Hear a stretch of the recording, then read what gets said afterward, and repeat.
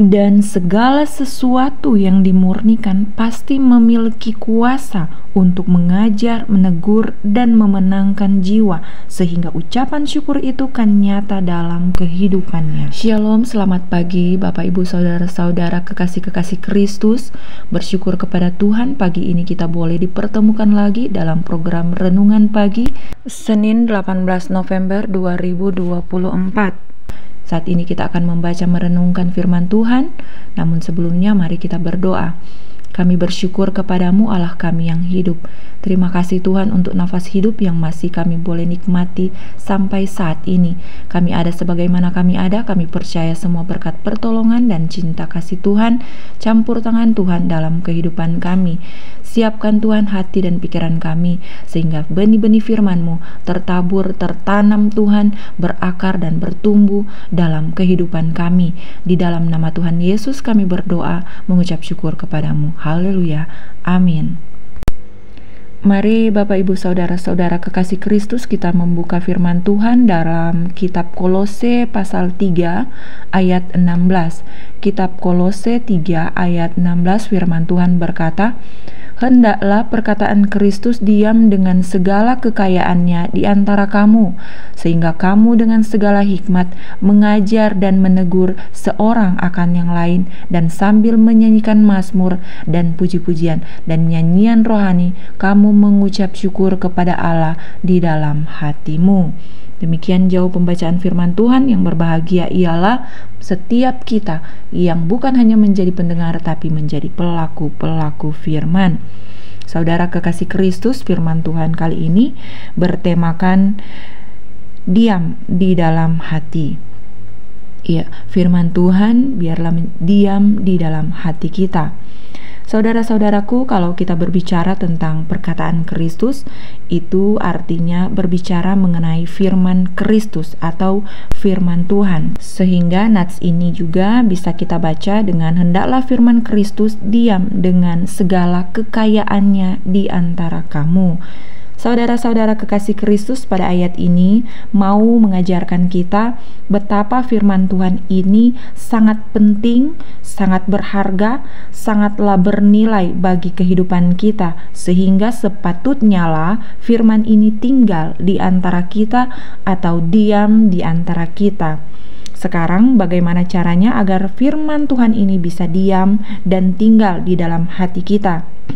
Yaitu dengan cara kita membaca dan merenungkannya setiap waktu, setiap kesempatan, setiap hari. Dengan membaca renungan-renungan harian, mendengar dan melihat video-video renungan, saat teduh pribadi dengan Tuhan, hadir dalam ibadah-ibadah di gereja, ibadah-ibadah di komisi, atau ibadah-ibadah dengan di persekutuan.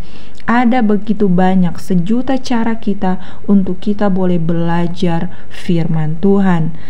Saudara-saudara kekasih Kristus, karena firman Tuhan ini sangatlah berharga, maka hendaklah kita giat dan berusaha dengan sungguh-sungguh untuk menggapainya, untuk menyimpannya dalam hati dan menghidupi firman ini di dalam kehidupan setiap hari.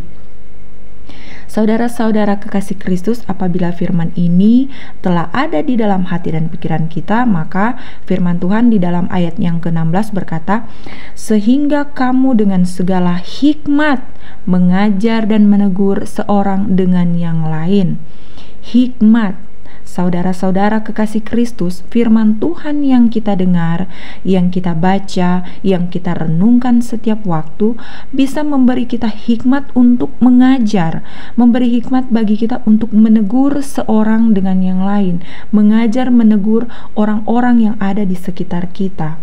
Pada zaman saat ini, untuk mengajar dan menegur orang lain yang sedang berada dalam persimpangan antara kebenaran dan dusta, antara baik dan buruk, orang-orang yang berada dalam persimpangan antara benar dan salah, seseorang itu yang menegur haruslah memiliki hikmat Tuhan.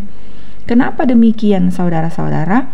Karena jikalau kita salah dalam mengajar, kita sembarangan dalam mengajar atau menegur, dan kalau kita tidak memiliki hikmat Tuhan, maka orang tersebut bukannya bisa diselamatkan, tapi malah tersesat jauh lebih lagi, jauh dari kebenaran, jauh dari Tuhan, dan kebinasaan takkan menjauhinya. Hikmat Tuhan sangat-sangat kita butuhkan untuk mengajar dan menegur saudara-saudara kita.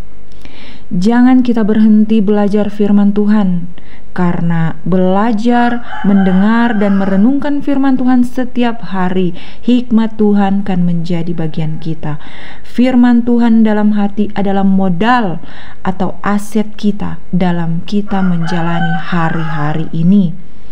Saudara-saudara kekasih Kristus, hal selanjutnya dalam ayatnya yang ke-16 dikatakan, dan sambil menyanyikan mazmur dan puji-pujian dan nyanyian rohani, kamu mengucap syukur kepada Allah di dalam hatimu.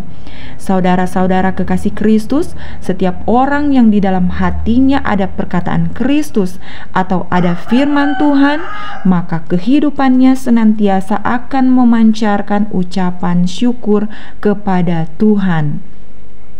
Orang-orang yang hidupnya dipenuhi dengan firman Tuhan adalah orang-orang yang juga hidup dan menang di dalam prosesnya Tuhan. Orang yang menang dalam prosesnya Tuhan adalah orang-orang yang telah melewati pemurnian, karena kita tahu bahwa proses itu adalah salah satu cara Tuhan untuk memurnikan pribadi lepas pribadi. Dan segala sesuatu yang dimurnikan pasti memiliki power, pasti memiliki kuasa untuk mengajar, untuk menegur, dan memenangkan jiwa-jiwa, sehingga ucapan syukur itu kan nyata terpancar dari hatinya dalam kehidupannya. Saudara-saudara kekasih Kristus, ucapan syukur kepada Allah dalam hati akan menjadi nyata apabila firman Tuhan itu diam tinggal di dalam hati dan pikiran setiap kita. Demikian jauh perenungan kita pada pagi hari ini. Yang berbahagia ialah kita yang bukan hanya menjadi pendengar, tapi menjadi pelaku-pelaku firman Tuhan. Saudaraku, mari satukan hati kita, mari kita berdoa. Kami mengangkat syukur kami kepadamu Tuhan, untuk kebaikan-Mu bagi kami. Pagi ini kami telah belajar untuk lebih giat lagi dalam belajar firman Tuhan, karena firman Tuhan adalah modal bagi kami untuk bisa meneladani Kristus, untuk bisa menasihati dan menegur setiap saudara-saudari di antara kami, manakala kami berada dalam persimpangan jalan. Tanamkanlah dan materaikanlah firman-Mu Tuhan di dalam hati dan pikiran kami, dan mampukanlah kami untuk mengaplikasikannya dalam kehidupan kami setiap hari. Berkatilah ya Tuhan saudara-saudara kami yang sedang menyaksikan renungan pagi ini, mereka yang sedang sakit disembuhkan, dipulihkan, dikuatkan oleh kuasa darah Yesus Kristus. Mereka yang sedang dalam pergumulan masalah kehidupan, Engkau hadir sebagai jawaban atas kehidupan mereka. Bebaskan, lepaskan setiap mereka yang sedang terikat belenggu dosa di dalam nama Yesus. Mereka yang sedang tertimpa masalah finansial, Tuhan buka jalan, Tuhan beri arahan yang benar sehingga mereka bisa dibebaskan dari masalah ekonomi, masalah hutang piutang finansial yang mereka alami. Kami pun bersyukur kepadamu Tuhan untuk saudara-saudara kami yang pada hari ini berulang tahun. Berkati hidup mereka Tuhan dengan sukacita, hikmat, kebijaksanaan sorga, biar menjadi nyata atas kehidupan mereka, sehingga mereka boleh menjadi garam dan terang dunia, membawa damai dan sukacita bagi orang-orang di sekitar mereka. Dalam nama Yesus kami akan berdoa, doa Bapa kami. Bapa kami yang di surga, dikuduskanlah namamu. Datanglah kerajaan-Mu, jadilah kehendak-Mu di bumi seperti di surga. Berikanlah kami pada hari ini makanan kami yang secukupnya. Dan ampunilah kami akan kesalahan kami, seperti kami juga mengampuni orang yang bersalah kepada kami. Dan janganlah membawa kami ke dalam pencobaan, tetapi lepaskanlah kami daripada yang jahat. Karena Engkaulah yang empunya kerajaan, kuasa, dan kemuliaan sampai selama-lamanya. Saudara-saudara kekasih Kristus, angkatlah tanganmu dan terimalah berkat Tuhan. Tuhan memberkati kamu dan melindungi kamu. Tuhan menyinari kamu dengan wajah-Nya dan memberi kamu kasih karunia. Tuhan menghadapkan wajah-Nya kepada kamu dan memberi kamu damai sejahtera. Amin. Roh Kudus Tuhan kiranya menolong kita, menguatkan kita, memampukan kita untuk menjadi pelaku-pelaku firman. Sampai bertemu pada renungan pagi besok hari di jam yang sama. Tuhan Yesus menolong dan memberkati kita. Shalom.